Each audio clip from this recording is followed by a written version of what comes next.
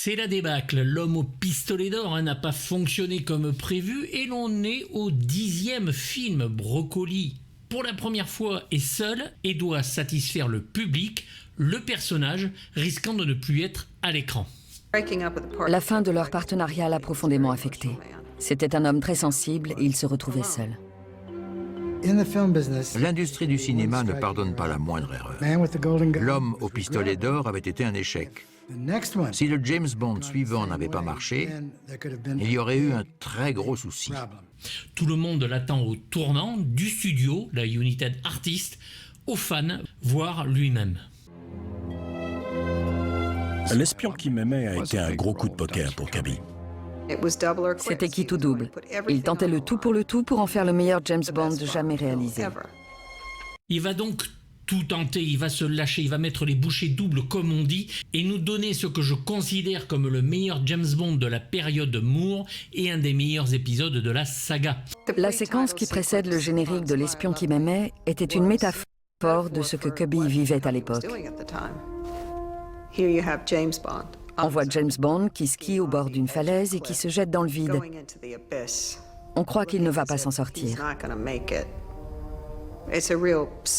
Une métaphore de la détermination et du courage de Cubby.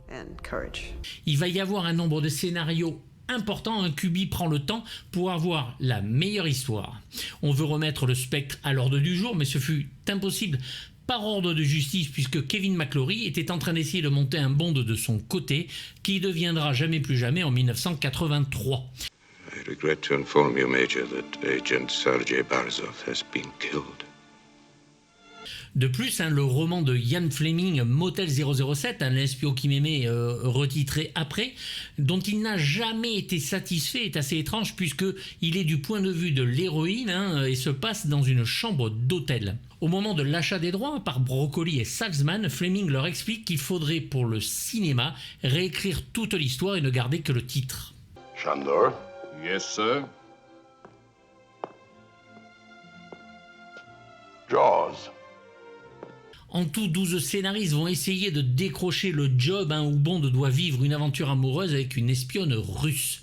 Cary Bates, ami de Roald Dahl, souvenez-vous, il avait scénarisé On ne vit que 2 fois et il travaille chez DC sur Superman. Il va avoir l'idée des sous-marins volés et Bond qui doit retravailler avec Tatiana Romanova, l'héroïne de Bon baiser de Russie. Broccoli garde l'histoire des sous-marins, ça l'intéresse, puis Ronald Hardy ne fera pas mieux. Anthony Barwick invente un méchant appelé Zodiac, mais cela ne fonctionne pas. Puis Derek Marlowe, John Landis, et oui, John Landis du Loup-garou de Londres, Sterling Siliphant, Anthony Burgess, et oui, le scénariste d'Orange Mécanique, cessé à la parodie, qu'Eon bien sûr rejette en bloc. Et même Richard Maybaum, qui est sur la saga depuis le début, écrit une histoire de terroristes qui veulent recréer le spectre et juste anéantir le monde, mais Broccoli trouve ça trop osé et trop violent. Cancel transfer of $20 million. Inform next of kin that a tragic accident. En restant sur On ne vit que 2 fois, et joie suprême, Hamilton refusant de revenir pour tourner cet opus, Broccoli appelle Lewis Gilbert qui avait déjà réalisé ce bon film, qui était On ne vit que 2 fois, et demande que le script soit révisé par un ami à lui, Christopher Wood, et donner une sorte donc de remake du film, où en lieu et place des fusées volées dans l'espace, ce seront des sous-marins nucléaires.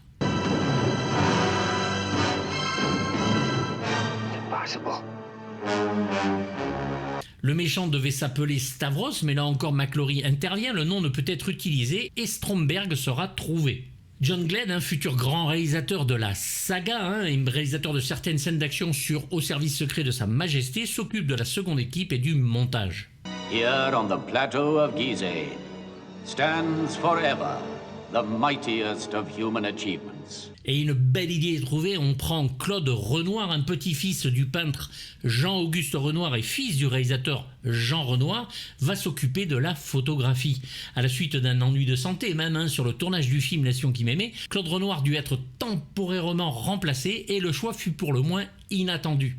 À la demande de son ami le chef décorateur Canada, avec qui il a travaillé sur Dr Folamour, figurez-vous que c'est Stanley Kubrick qui va accepter, à la condition expresse que sa contribution reste secrète, de superviser l'éclairage de la scène de l'intérieur du super-tanker.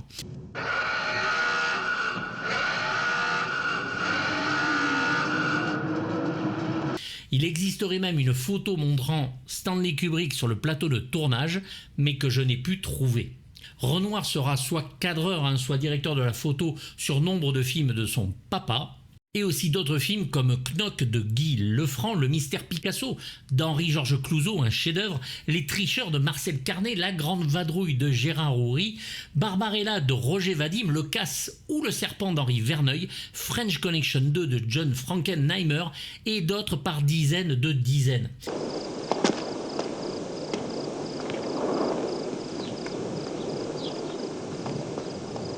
Sa photo ici alterne entre le froid et le chaud et rend ce Bond éternel par son image.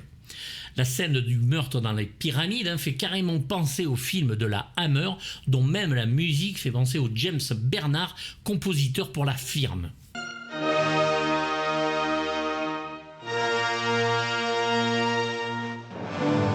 Canada m'explique alors à Broccoli qu'aucun studio ne seront assez grands pour accueillir les décors des moments du film qui sont d'une ambition folle. Broccoli répond simplement « construisez-en un ». Ainsi va naître le plus fameux des studios, le plateau 007, au studio Pinewood, le plus grand du monde, qui accueillera plus tard des films aux besoins gigantesques. Il mesure alors 102 mètres de longueur pour 41 mètres de largeur. Stand by on number 2 door. Stand by on number 2 door. Look in the booth, take up positions. Amicalement vôtre, chapeau melon et bottes de cuir, certains Star Wars, Alien, Legend, dont un incendie sur le tournage détruisit une partie des plateaux, avec ses 13,5 millions de dollars, ce qui à l'époque est monstrueux, ce James Bond montre l'argent à l'écran, impressionnant sur la forme, le résultat se voit littéralement. Watch out!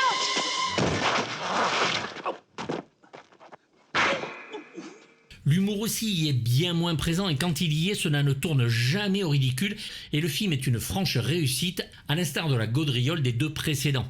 Des scènes de tension bien palpables avec Requin ou Jaws en VO et une nouvelle voiture qui fera la joie des spectateurs de l'époque, surtout les enfants, rivalisant de design et de gadgets avec l'Aston Martin.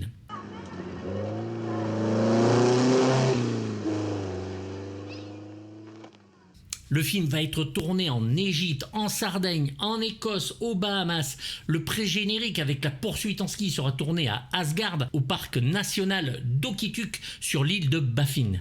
C'est Rick Sylvester qui fera cette cascade et qui va devenir une scène iconique du cinéma et de la saga James Bond, bien sûr, pour la modique somme de $30,000. Sylvester avait déjà essayé cette cascade pour une publicité, mais le temps ne s'y prétend pas, il dut reculer. C'est Willy Bogner qui double Moore pour la séquence de ski. Je n'avais jamais vu un public réagir ainsi lors d'une projection. Les gens ne pouvaient pas s'empêcher de se lever. Même le prince Charles s'est levé. C'est alors que Bond est devenu un monument national. Broccoli sent bien que ce Bond va cartonner et il va assurer une grosse promotion pour le film, ce qu'il n'avait pas fait pour le film précédent. C'est Bob Peak qui va peindre l'affiche absolument superbe et à qui l'on doit de grands posters de films, des chefs-d'œuvre vraiment réels comme My Fair Lady, F comme Flint, Rollerball, The Yakuza, Missouri Breaks, Superman, Doudou Reding, Apocalypse Now, Star Trek le film, Star Trek 2, 3, 4 et 5, La Foire des Ténèbres, Silverado et tant d'autres. Un gros documentaire de la BBC fut diffusé et tous les acteurs firent la promotion du film et Moore tourna même des séquences pour des publicités pour les États-Unis. Cubby et Roger s'entendaient très bien. Cubby adorait être au cœur de l'action. Il prenait soin de son équipe et de ses acteurs. Il s'assurait toujours que tout se passait bien, comme une sorte de grand-père. Un véritable parrain à l'italienne. Il voulait que tout le monde partage son succès. Il invitait tout le monde à dîner. On profitait pleinement de ces tournages extraordinaires. Il y avait une ambiance familiale incroyable, un véritable soulagement après les tournages tendus des derniers films. Et là, c'est plus votre poilu qui parle, c'est l'enfant qui est en lui, devant le tsunami de jouets et notamment le retour de Corgi Toys après 6 ans d'absence avec une des plus grosses collections de voitures sur un film. La Lotus Esprit pouvait largement égaliser les scores des ventes de l'Aston Martin DB5 et fut dans les magasins en juin 1977. Je l'avais, bordel. Je l'avais avec ses fusées et ses ailerons qui se dépliaient. Je l'avais jusqu'à ce que ma mère la jette avec mon Steve Austin et autres joyeusetés suite à un déménagement. Bref, retour au jouet, ce fut la voiture la mieux vendue depuis 1973. 660 000 Lotus vendus en 6 mois et à leur retrait des ventes en 1981, Corgi en était à 12,5 millions de ventes de cette voiture. Elle fut rééditée pour le 21e anniversaire du film. Je ne l'achetais pas, c'était pas celle d'époque et ça me gonflait. Avec la Lotus, Corgi va sortir l'hélicoptère de Stromberg que Naomi pilote et de petites échelles de la Lotus et de l'hélico vont sortir aussi pour Corgi Junior. Il y a aussi dans une grosse boîte, vous avez la Mercedes avec le ciment sur le pare-brise, un hors-bord avec une remorque et le fameux van de requin. De quoi refaire de belles séquences du film quand on est gamin. En Australie, c'est du bain moussant avec une bouteille en forme de la voiture Lotus, allez savoir, et au Japon, ce fut une maquette très détaillée de celle-ci. Enfin, aux États-Unis, la Lotus marchait avec pile et pouvait fonctionner sous l'eau, de quoi faire des bains moussants de belles histoires.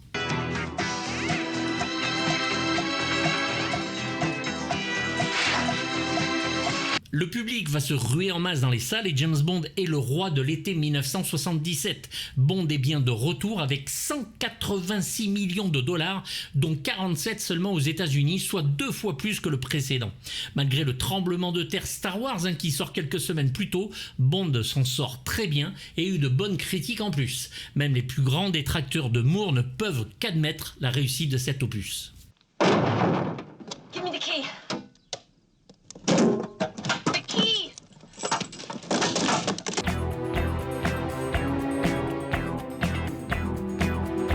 Try the big one. Can you play any other tune? James Bond est en forme et le moins que l'on puisse dire, c'est que Roger Moore aussi. Il s'est étoffé, a légèrement vieilli et est beaucoup plus physique que dans les 2 premiers de l'acteur. Et ce, dès le pré-générique, où la poursuite à ski très bondienne fait son effet. Le personnage doit s'allier à l'agent Triple X, à la beauté évidente. Malheureusement, Bond tue dans le prologue l'amant de celle-ci et elle jure de le venger. It was either him or me. The answer to the question is yes. I did kill him. Le charme de 007 aura vite fait de la faire changer d'avis, bien sûr. Moore déploie ici un humour fin et fait montre d'une aise dans les scènes d'action bien moins raides. Ses combats contre requins restent un must, ne faisant clairement pas le poids et restent parmi les meilleures scènes de la saga.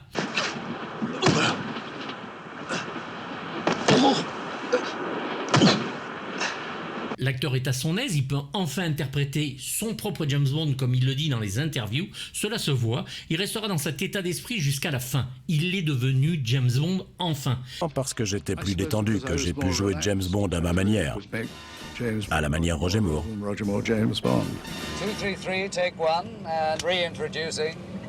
Je touchais beaucoup d'argent pour me comporter comme un grand gamin. Il est aussi assez plaisant de le voir dans son uniforme pendant de longues scènes, ce qui est assez rare. Il va abattre Stromberg, le méchant, de 4 balles, comme dirait X, c'est le meilleur moyen d'être sûr.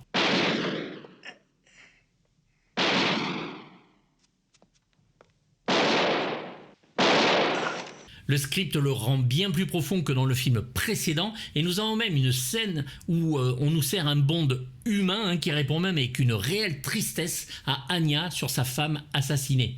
But married only once. Wife killed. All right, you've made your point. You're sensitive, Mr. Bond. About certain things, yes. C'est toujours Claude Bertrand qui le double en version française.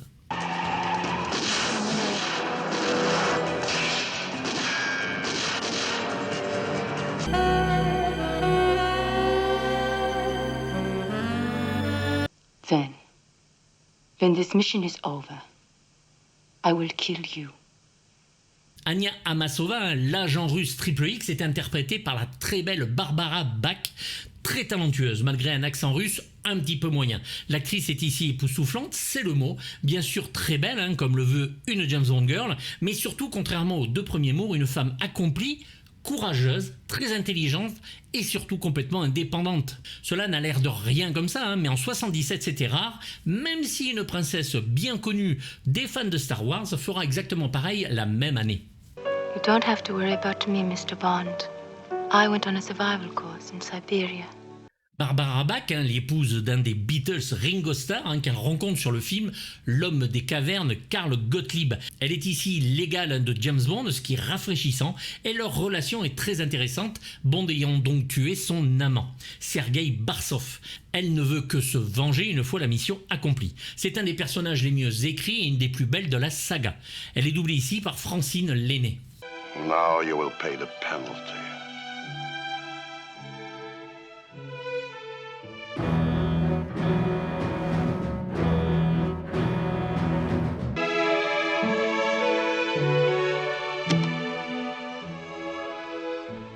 Karl Stromberg est un milliardaire dans les transports et possède une base immense qui va exploser les rétines des spectateurs de l'époque. Atlantis, cité sous-marine superbe, capable de remonter à la surface ou de rester dans les fonds sous-marins.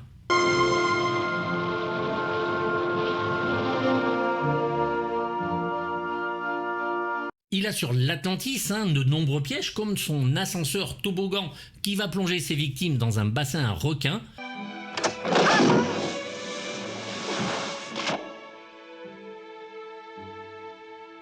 Et dans sa salle à manger, sous la table, une arme tellement longue qu'elle fait carrément l'intégralité de la longueur de la table, qui peut tuer la personne qui s'assoit en face.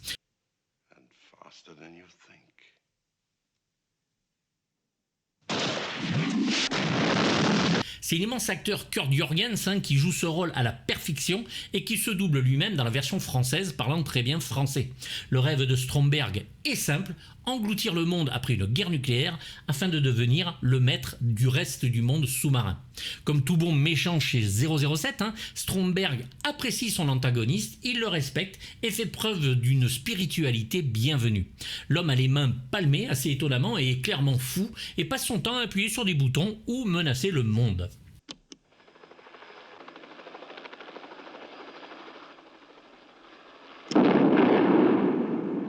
Ces fameuses mains palmées furent créées par le maquilleur Paul Engelen. Sa fin est rapide et intelligemment faite, une fin de méchant digne des films de la saga, voire même de la saga Sean Connery. Jürgens a joué dans Et Dieu créa la femme de Roger Vadim, Michel Strogoff de Carmine Gallone, Torpille sous l'Atlantique de Dick Powell que je vous conseille, L'auberge du sixième bonheur de Mark Robson, L'ange bleu d'Edward Mitrick, Katia de Robert Siodmak ou La bataille d'Angleterre de Guy Hamilton et tant d'autres. C'est un acteur accompli.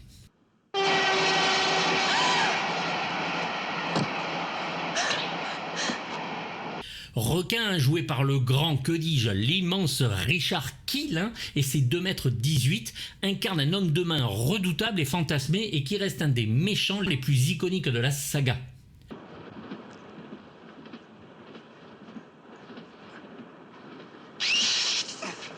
Il prend toujours son temps pour tuer, mais il y arrive souvent, même s'il subit pas mal d'échecs de la part de 007.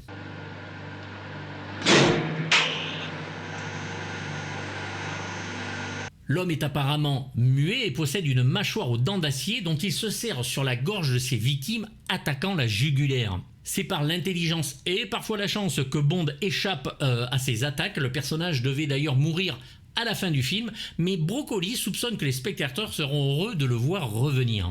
C'est effectivement le cas, même si au final, dès qu'il affronte Bond, il est le comique de service.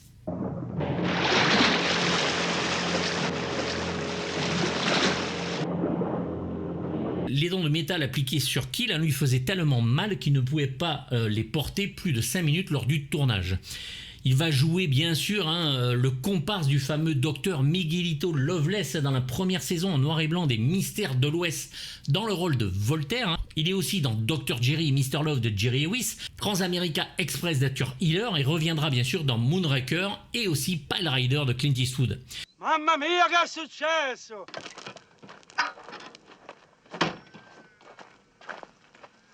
C'est Will Sampson, l'Indien géant de Vol au-dessus d'un nid de coucou, qui devait tenir le rôle avant que Kiel l'obtienne dès que Broccoli l'ait vu dans Transamerica Express, ce qui l'avait vraiment impressionné.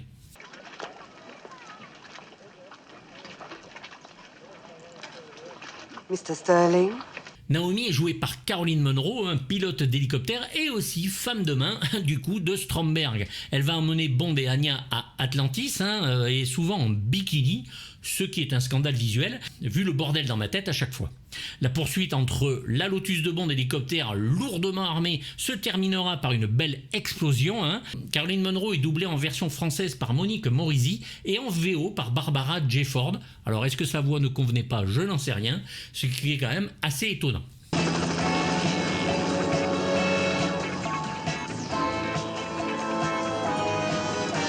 Caroline Munro est bien sûr bien connue des fans des films fantastiques et d'horreur, puisqu'on l'a vu dans l'abominable Dr. Phibbs et sa suite, le retour de Robert Fuest avec Vincent Price, quelques films de la Hammer dont le Dracula de Alan Gibson ou Captain Kronos, chasseur de vampires, et le voyage fantastique de Sinbad de Gordon Hessler.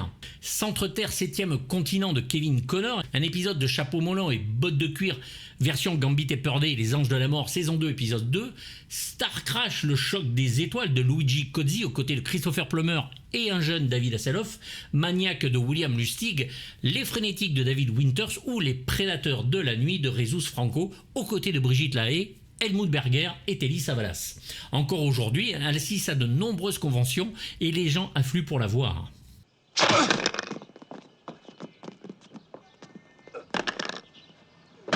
Sandor est joué par Milton Reed, c'est un autre homme de main de Stromberg, il en a quand même quelques-uns, il est petit, trapu et large, et comme votre serviteur, bien chauve.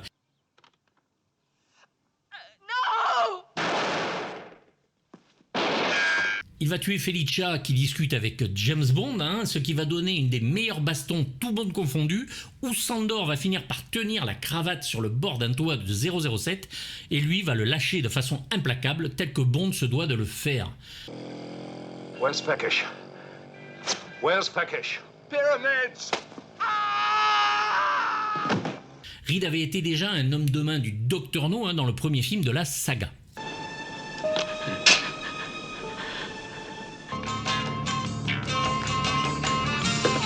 Fekesh et Max Kalba sont joués respectivement par Nadim Sawala et Vernon Dobchev et qui travaillent pour Stromberg sur le pistage des sous-marins. Les deux hommes seront pistés justement par Bond, ce qui entraînera leur mort par requin. Fekesh sous fond de spectacle son et lumière au bord des pyramides et l'autre dans le club de Kalba avec un requin déguisé de façon extrêmement crédible en réparateur téléphonique.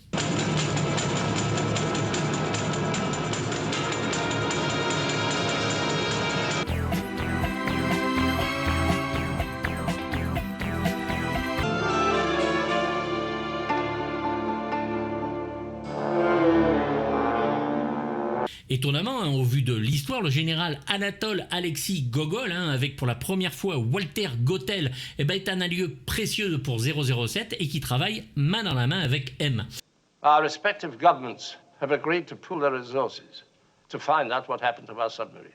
Il est le chef du KGB et reviendra souvent sur la saga de Moore. Un homme plein de compassion suivant les épisodes où il peut redevenir un ennemi très vite, mais toujours de façon chaleureuse. On avait vu l'acteur dans Bon baiser de Russie en Mordzeni. La rencontre Bond-Gogol dans le QG du MI6, dissimulé dans une pyramide, vaut son pesant d'or. Hello, James. We've been expecting you. Good morning, sir. There's been a change of plan. Et puis M s'est calmé enfin avec la façon dont il traitait Bond dans l'épisode précédent, sans aucune raison. On retrouve notre personnage plus habituel et il l'appelle James. C'est dans cet épisode que Gogol l'appelle par son prénom, Miles, donc M s'appelle Miles, que l'on découvre ici et qui ne sera jamais plus mentionné après. After you, Alexis. Oh, no, after you, Miles. Oh, thank you.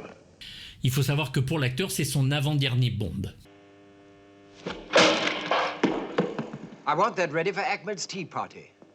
Q, le fameux Gadgetman, toujours interprété par le délicieux Desmond Llewellyn, retrouve enfin pour notre plus grand plaisir un peu plus de temps à l'écran. Il travaille dans son atelier égyptien où les gadgets les plus farfelus seront testés, notamment le plateau pour le thé qui est prêt à décapiter les gens. Il explique à Bond le système de piratage des sous-marins. There are one or two rather special accessories. Q, have I ever let you down? Frequently. Et livre, en le conduisant, la nouvelle voiture de James Bond, une Lotus. Morning, Moneypenny. Good morning, James. Is he in? Uh-huh. Must have been quite a party. Miss Moneypenny, toujours jouée par Lois Maxwell, ne fait ici que tenir le rôle d'une figurante où elle ne sert qu'à faire rentrer Bond dans le QG de M en Égypte. Pas de flirt, hein, c'est vraiment du bonjour, au revoir et une petite phrase par-ci par-là. Ça manque un peu, malheureusement, et le personnage aussi. Where, in fact, did we get the tracing, Freddy? Cara, diplomatic bag. Somebody got hold of the plans of that tracking system and is trying to sell them. Le ministre de la Défense, Frédéric Gray, joué par Geoffrey Keane, fait sa première apparition ici. Bond l'appelle même Freddy lors d'un dialogue, ce qu'il ne fera plus par la suite, et l'homme joue parfaitement son rôle, anglais digne et strict, mais il n'hésite pas à se rincer l'œil quand même, quand Tanya et Bond se retrouvent tout nus devant eux. Well, there's no alternative. Et enfin, le capitaine Carter, joué par Shane Rimmer, déjà présent dans On ne vit que deux fois et Les diamants sont éternels. Ici, il va commander les hommes et bien aider Bond lors de l'assaut du tanker de Stromberg. Hargreaves, Flag Officer Submarines. Croyle, wasn't it? Yes, sir. À noter aussi l'amiral Hargreaves, qui deviendra plus tard M après le décès de Bernard Lee.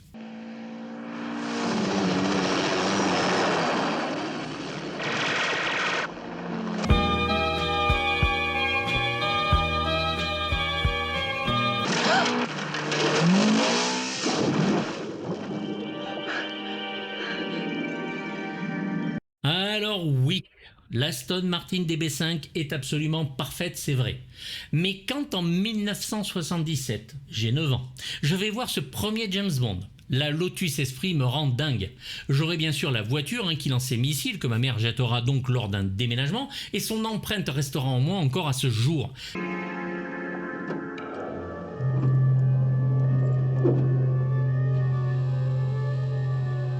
C'est un véhicule mythique, complètement surarmé, amphibie et à grande vitesse sous l'eau en plus. Les roues se transforment en ailerons, les hélices sortent derrière et il a même un périscope.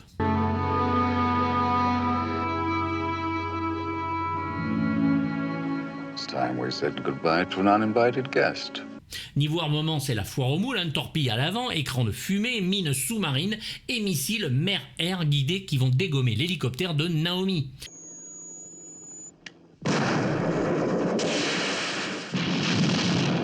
Sur la poursuite sur route, n'est pas en reste, avec Gicler à l'arrière qui envoie de la peinture sur les bagnoles qui le poursuivent.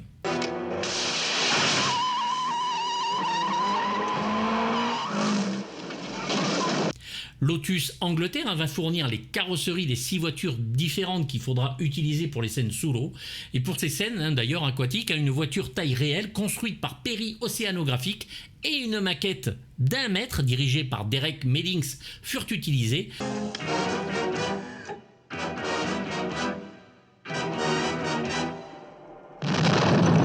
Elle fut appelée Wet Nelly en hommage au mini-hélicoptère dont ne vit que 2 fois.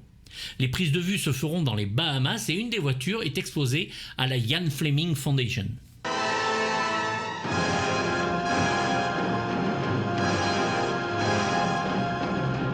Le Liparus est le super tanker que Stromberg utilise pour voler les sous-marins atomiques. La proue de l'engin s'ouvre pour justement faire rentrer les sous-marins et à l'intérieur de nombreux docks sont là pour les recevoir. James Bond and Major Amasova. You have certainly been persistent. Very well. Sa salle de contrôle, comme celle dont ne vit que 2 fois, est blindée et dotée d'une multicaméra pour voir les assaillants. Toute l'armée de Stromberg est là, un aéroglisseur aussi. La séquence finale, extrêmement complexe et d'une dureté à regarder vu le nombre de morts, sera filmée au studio Pinewood et tous les décors sont de Canadam.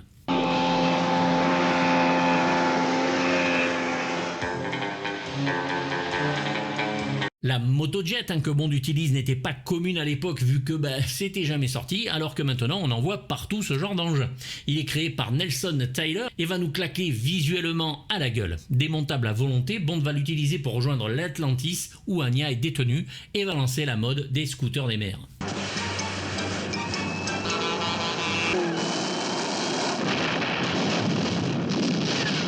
La moto lance-roquette d'un homme de Stromberg est un sidecar dont la cabine peut être lancée comme un engin explosif. C'est un camion qui va prendre du coup l'explosion en lieu et place de 007 et le motard lui finira dans le vide.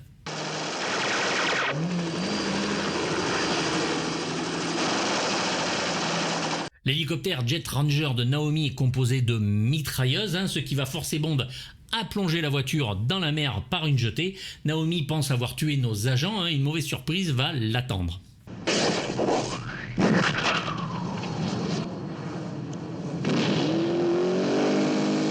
Le hors-bord aéroglisseur qui transporte l'équipement et le personnel sur le Liparus sert aussi de bateau de fuite pour Stromberg. C'est une maquette qui est exposée bien sûr aux planètes Hollywood de Londres et qui appartient au James Bond Collector Club. Elle ne fait pas partie des meilleures maquettes de la saga, surtout quand elle atterrit sur l'eau où on voit bien les poupées.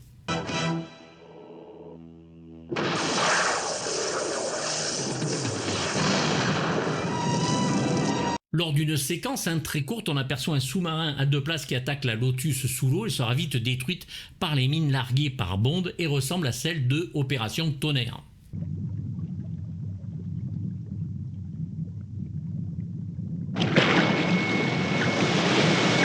Et enfin, la capsule de sauvetage qu'aurait dû prendre Stromberg et qui sera au final utilisée par Bond et Anya, leur permettant, comme tout Bond qui se respecte, de jouer à touche pipi et même plus.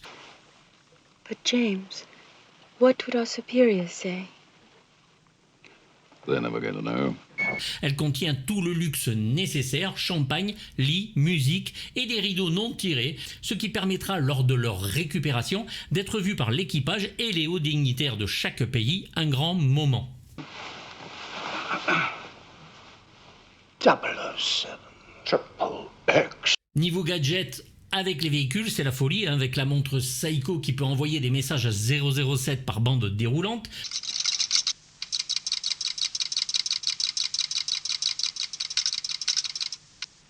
Lui demandant de rentrer rapidement alors qu'il est sous une peau d'ours dans les bras d'une femme. Nous avons Anya qui dispose, elle, de cigarettes qui contiennent une sorte de fumée qui, une fois exhalée, endort la personne devant elle, et c'est James Bond qui va en faire les frais.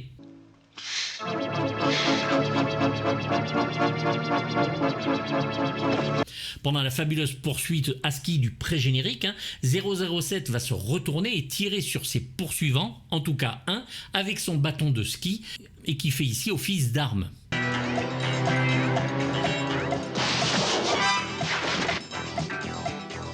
C'est une mini-fusée très puissante et qui va tuer donc Sergei, qui se révélera être l'amant d'Anya qu'elle aimait.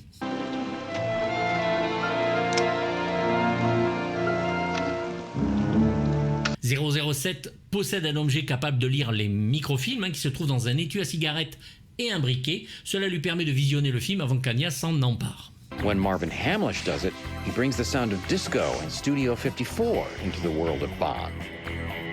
Nobody does it better. What do? They get the hottest young composer then working in America, Marvin Hamlish.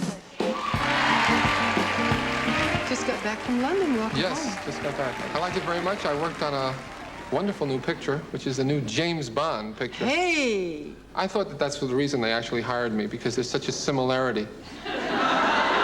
Une fois n'est pas coutume, et pour la deuxième fois, John Barry quitte la barre musicale. C'est Marvin Hamlish que tout le monde veut, lauréat de 2 Oscars pour la musique et chanson de nos plus belles années de ciné polac et celle de L'arnaque de George Roy Hill. Ici, on oscille avec le grandiose et la facilité. Beaucoup de morceaux de musique classique sont retenus pour illustrer ce qui se passe chez Stromberg notamment. Et Mozart lui sert beaucoup d'inspiration sur ce qui reste de meilleur, une des plus belles chansons de la saga, Nobody Does It Better, composée par Hamlish et écrite par Carol Bayer-Sager.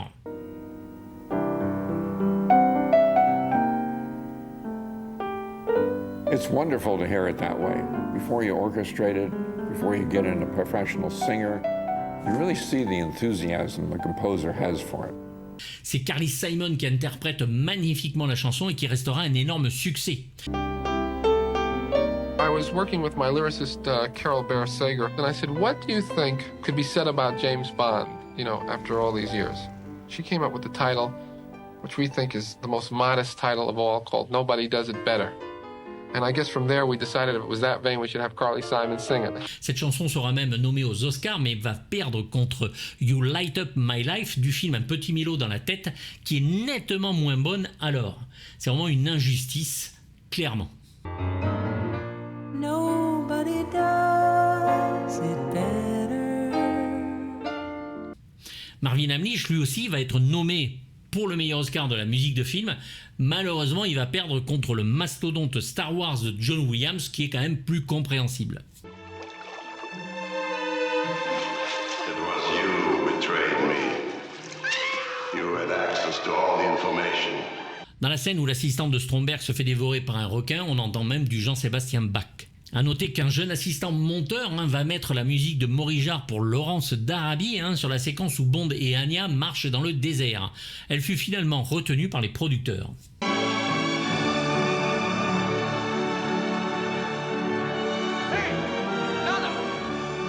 Beaucoup de morceaux sont aujourd'hui très datés, même si le thème de l'Atlantis reste absolument fabuleux, ou le Bond de 77 qui nous plonge le 007 thème dans le disco, mais qui s'écoute toujours pour ceux qui, comme moi, aiment les boules à facettes. Beaucoup de scènes d'action ne comportent même pas de musique, ce qui rend le film justement beaucoup plus intéressant, beaucoup plus dur, beaucoup plus sérieux, et peut-être aussi parce que Marvin Hamlisch n'y était pas très à l'aise. Son Bond 77 revient même très souvent pour ses scènes d'action, et le thème en mode classique n'est que peu joué et de façon minimaliste.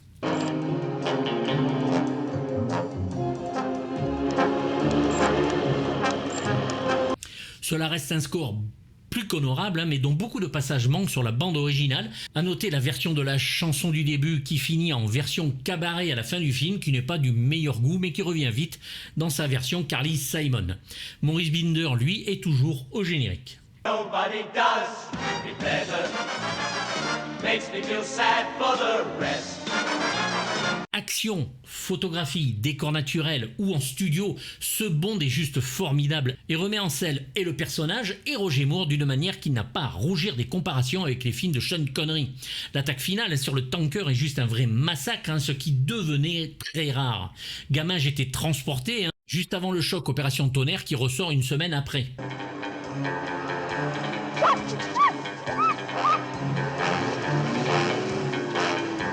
Mais cet espion continue à me fasciner, c'est l'un des meilleurs Roger Moore, certes, mais clairement un des meilleurs films de la saga aussi, monté de façon extrêmement élégante, très rythmée, filmé comme un vrai James Bond, avec des moyens et où l'histoire, même en redite, dont on ne vit que 2 fois, fait le taf.